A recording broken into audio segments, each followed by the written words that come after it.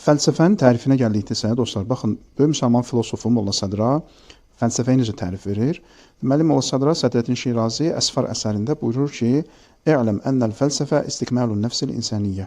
Fəlsəfə insan ruhunun kamilləşməsidir. Deməli, fəlsəfə oxuyan insan nəyə nail olur? Ruhu getdikcə kamilləşir.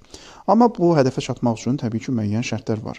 Onlardan biri nədir? Molla Sədra yazır ki, "Bi ma'rifəti haqaiqil mövcudat alə mə hiyə əleyhə."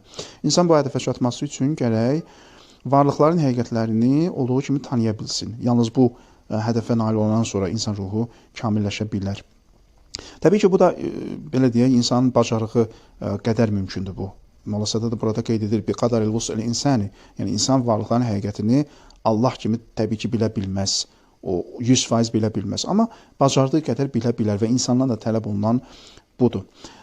İsnad etdiyi dəlillərə gəldikdə isə Molla Sədra deyir ki, "Təhqiqən bil bərahin la əxzən bil zanni və taqlid." İnsan gərək bu məsələlərdə, fəlsəfi məsələlərin müzakirəsində bürhana riayət eləsin, bürhana isnad eləsin. Burhan nədir? Fəlsəfi dəlil nədir?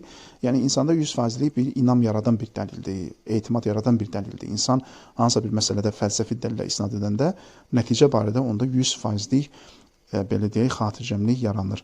Bu təqliddən, köçürən təqliddən, zənndən, gümandan kənar bir şeydir, uzaq bir şeydir, fərqli bir şeydir. O digər sahələrdə istifadə oluna bilər. Amma fəlsəfədə insanın isnad elədiyi dəlillər 100%lik dəlillər olmalıdır.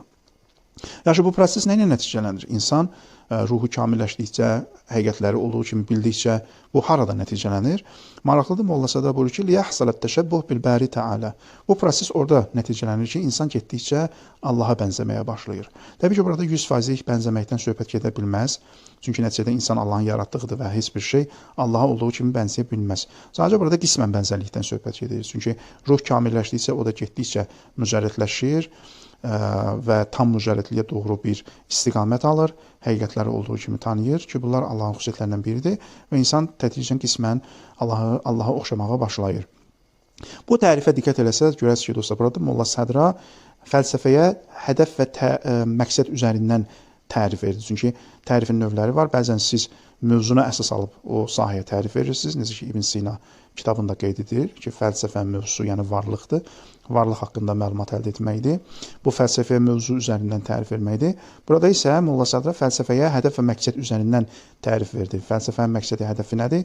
İnsan ruhu kamilləşsin, həqiqətləri olduğu kimi bilsin və nəticədə Allaha bənzəsin, qismən Allaha bənzəsin.